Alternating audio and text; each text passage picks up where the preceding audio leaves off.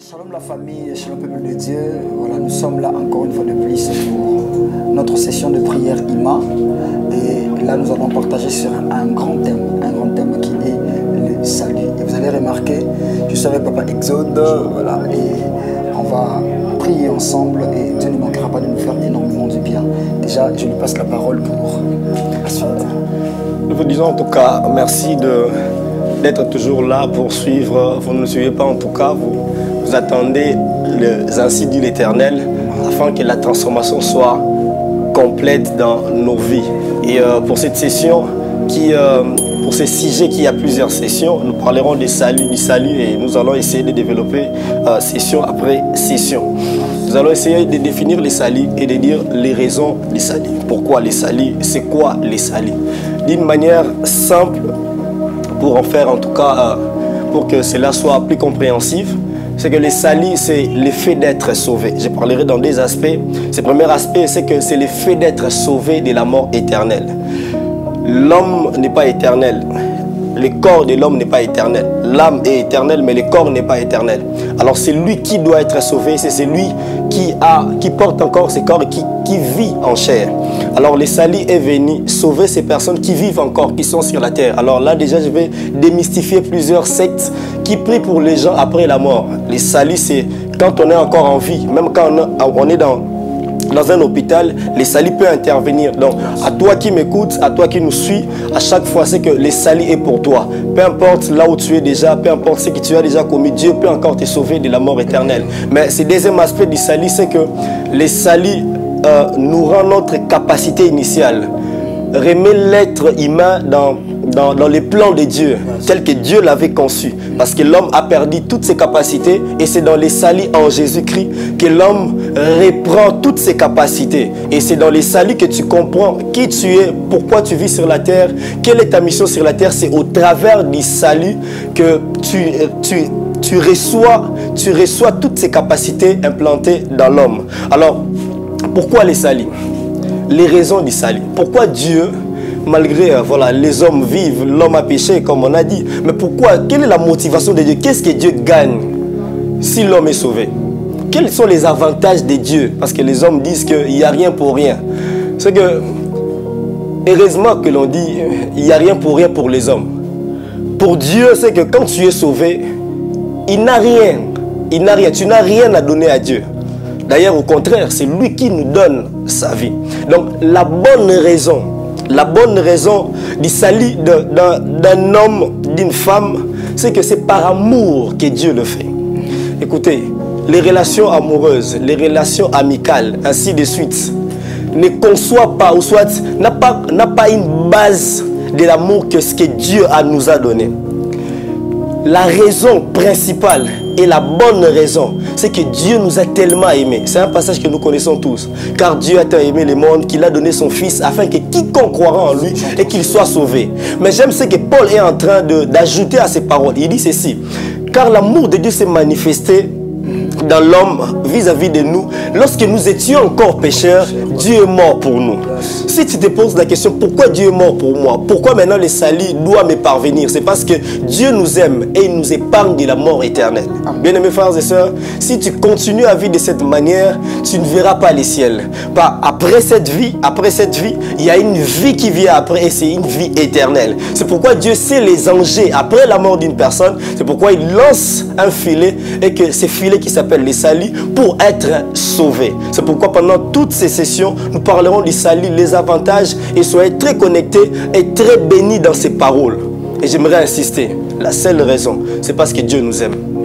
Il n'y a pas autre raison, c'est parce que Dieu nous aime. Voilà, c'est parce que Dieu nous aime. Il n'y a pas une plus grande raison qui a poussé Dieu de nous sauver, si ce n'est que son amour. Vous savez, alors que l'homme de Dieu est en train de parler, cela me fait penser à quelque chose de très important. C'est même une partie d'une chanson qui dit Dieu est le créateur du salut. Vous savez, Dieu a conçu le salut afin que l'homme soit sauvé. Et pourquoi il l'a fait? C'est parce qu'il aime autant l'homme.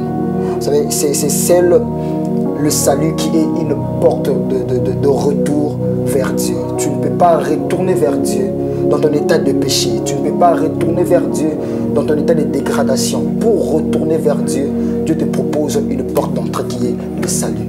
Alors, j'aimerais prier avec quelqu'un qui a compris cette parole, qui a compris ce qui a été la raison de notre session d'aujourd'hui.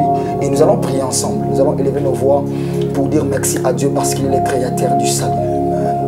On va commencer par dire merci à Dieu parce que lorsqu'on était pécheur, lorsqu'on était perdu loin de lui, il a créé le salut afin de nous récupérer.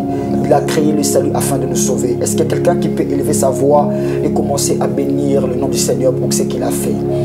Disons merci. J'aimerais insister. Tu peux déjà élever ta voix et bénir le nom de Dieu. Oh, alléluia. Tu es merveilleux, Dieu. Tu es merveilleux, notre Dieu. Tu es merveilleux, notre Père.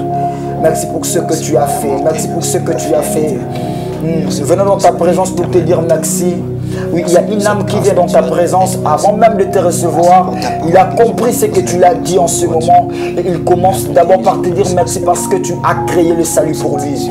Parce que tu as conçu le salut pour pouvoir le récupérer dans l'état où il est, oh Dieu. Merci Seigneur, merci pour ce moment. Merci pour une âme, oh Dieu, qui nous suit en ce moment et qui est connectée à cette session et qui est sur le point, oh Dieu, de donner sa vie à toi pour qu'il soit récupéré, oh Dieu, pour qu'il puisse échapper de la fosse au Père éternel. Merci, oh Dieu, merci. Merci pour ce plus grand travail. Merci pour ce très grand travail. Merci pour ce profond travail que tu as fait en créant le salut, oh Dieu, afin de nous sauver, oh Père, afin de nous récupérer. Oh, nous qui étions perdus, oh Dieu, Yahweh, nous étions loin de toi, ô Père éternel. Sans Dieu, Machadadabaya, oh Marabachate, mais par ton amour, ô Père, tu nous as récupérés. Par ton amour, tu nous as récupérés, ô Dieu. Tu as créé un concept appelé salut, afin de nous récupérer, afin de nous faire revenir en toi. Et nous te disons merci pour cela. Nous te disons merci pour le salut. Nous te disons merci pour le salut. Nous te disons merci pour le salut. Alléluia. Merci pour le salut. Merci pour le salut. L'homme de Dieu vient de dire tout à l'heure qu'il y a un filet que Dieu a lancé. Il y a un filet que Dieu a lancé et ce filet s'appelle le salut. Alors j'aimerais parler à quelqu'un qui est comme un poisson dans ce eau que Dieu a lancé le filet du salut. J'aimerais te prier de partout où tu es. J'aimerais vraiment te le demander de partout où tu es.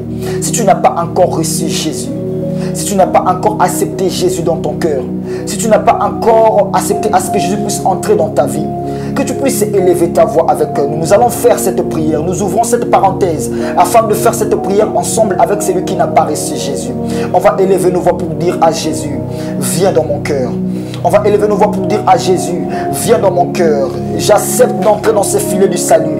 J'accepte de te donner ma vie. J'accepte de te donner ma maison. J'accepte de te donner ma famille. J'accepte de te donner tout ce qui m'appartient. Est-ce qu'on peut élever nos voix et prier le Seigneur dans cette direction? Seigneur, nous te prions pour cette âme. Nous te prions pour cette vie, oh Dieu. Celui qui ne t'a pas encore reçu, celui qui ne t'a pas encore accepté dans sa vie. Et nous te prions, oh Dieu, en ce moment même, qu'il a pris la décision, oh Dieu. En ce moment même, cette âme, oh Dieu, a accepté, oh Père éternel, que tu puisses entrer dans sa vie. Nous te prions, oh Dieu, de le sauver. Nous te prions, oh Père, de le pécher. Nous te prions, oh Père éternel, de le récupérer. De le faire revenir dans ta maison, oh Dieu. De le faire revenir, oh Père, dans ton royaume. De le faire revenir, oh Père éternel, dans ta demeure, oh Dieu. Nous te prions, oh Père éternel, de le récupérer. N'accepte pas qu'il parte loin de toi, oh Dieu. N'accepte pas, oh Dieu, qu'il s'éloigne de toi. Et nous te prions, oh Dieu, alors que ce filet du salut est lancé dans cette eau, oh Père, il accepte, oh Père, de revenir à toi. Il accepte, oh Dieu, de venir vers toi. Et merci pour ce moment. Merci pour cette grâce, oh Dieu. Merci pour cette grâce de conviction, oh Dieu. Merci. Merci, oh Père. Merci parce que tu le fais par ton esprit, oh Dieu. Nous te disons merci. Merci Jésus. Merci Jésus. Et nous allons élever nos voix. Cette fois-ci, nous allons prier dans cette direction. On va prier pour la foi. On va prier pour la foi. C'est un sujet que l'Esprit m'a inspiré maintenant même. Il se peut que tu as déjà reçu Jésus dans ta vie et que tu marches même selon les commandements de Dieu.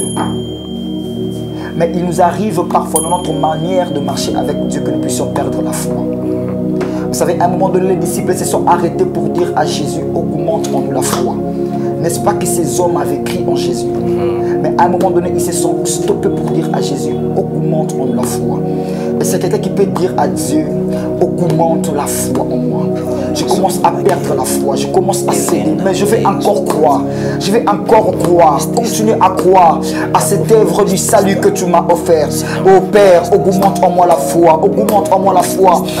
Parfois, tu es en train de perdre cette assurance de dire que Christ m'a sauvé, que Christ m'a ôté du péché, que je ne suis pas un pécheur. Est-ce que tu peux dire à Dieu, accentue la foi, augmente la foi. J'ai encore besoin de croire à ton œuvre. J'ai encore besoin d'avoir cette assurance que je ne suis pas un pécheur. J'ai encore besoin d'avoir cette assurance que les œuvres des ténèbres n'ont plus rien dans ma vie.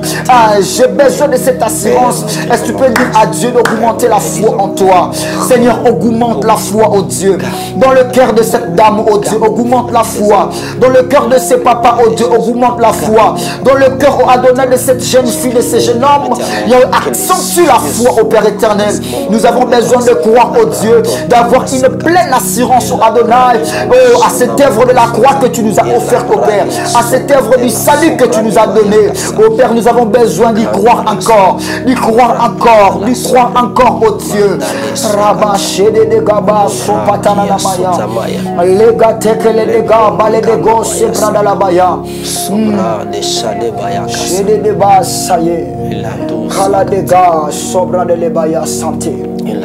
Alléluia.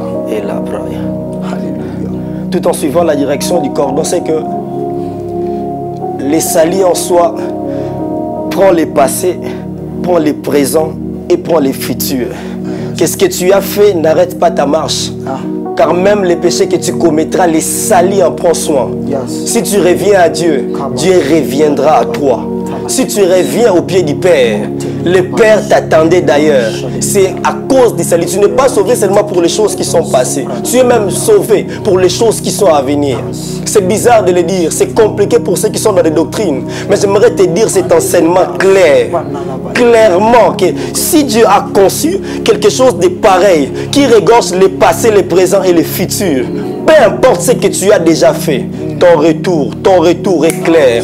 J'aimerais dire à quelqu'un, pendant que toi tu es en train de faire pas à pas pour rentrer au Père, Père est en train de courir vers toi. Je prie que la liberté du salut soit le partage de quelqu'un pendant que tu es en train de suivre cette vidéo. Que la liberté du salut, que la complémentarité du salut soit ton partage. Que cette parfaite chose que Dieu nous a donnée, appelée le salut, soit ton partage en ces moments même. Dans le nom de Jésus. On va prier le Seigneur avant de chuter. On va faire cet avant-dernier sujet. On va prier le Seigneur pour ceux qui sont rétrogradés dans ce chemin du salut. On appelle ça le chemin du salut parce qu'une fois qu'on reçoit le salut, c'est très difficile de le perdre. Mais il nous arrive parfois de trébucher dans ce chemin du salut. Alors on va prier le Seigneur pour dire à Dieu, je refuse de perdre mon salut. Je vais encore revenir à toi. J'avais eu à pécher dernièrement. Je ne sais pas ce que tu as eu à faire dernièrement. Je ne sais pas quel péché qui te fait croire, qui te fait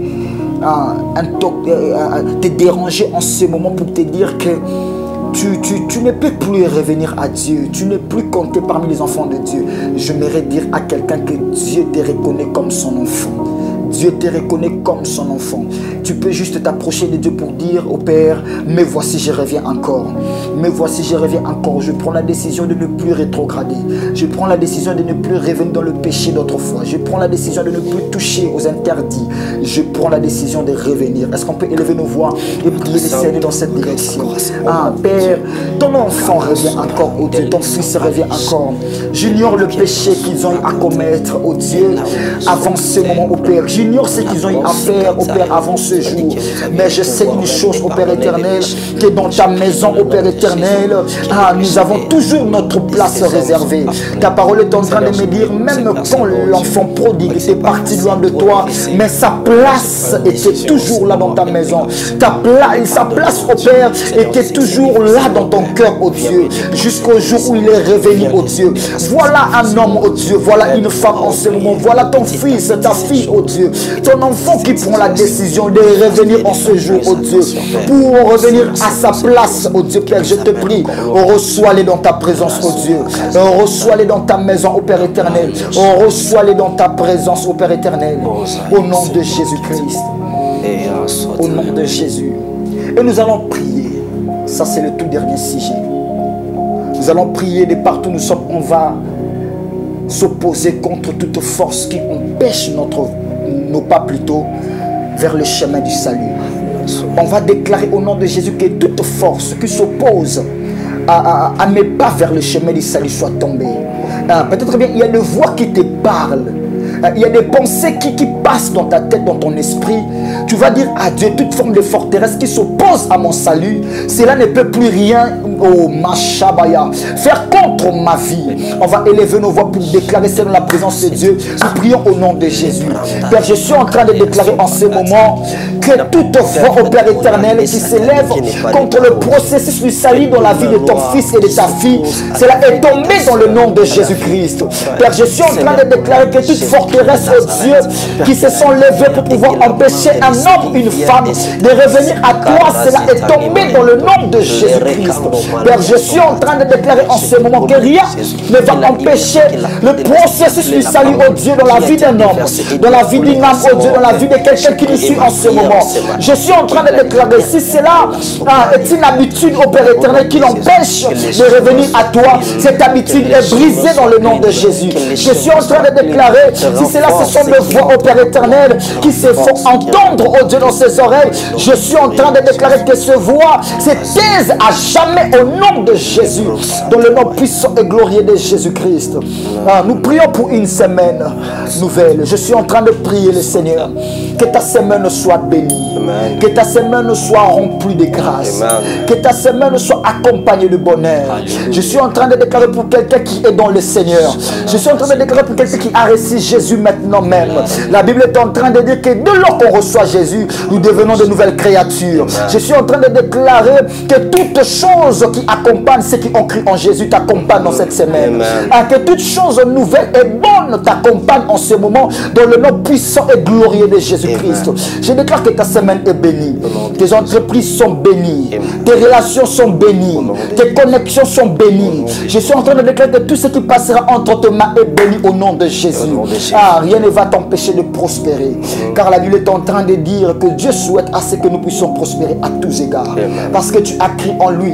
Prospère en tous égards. Prospère dans ton âme. Prospère dans ton esprit. Prospère dans ta chair. Prospère dans tout ce que tu vas entreprendre. Dans le nom puissant et glorieux de Jésus-Christ. Nous avons ainsi prié, nous déclarons tous et nous disons Amen. Amen. Amen. Amen. Voilà, et une semaine bénie, une semaine remplie de grâce de Dieu. C'est ce qui a été notre session qui est salut. Voilà, que Dieu vous bénisse très abondamment. Amen.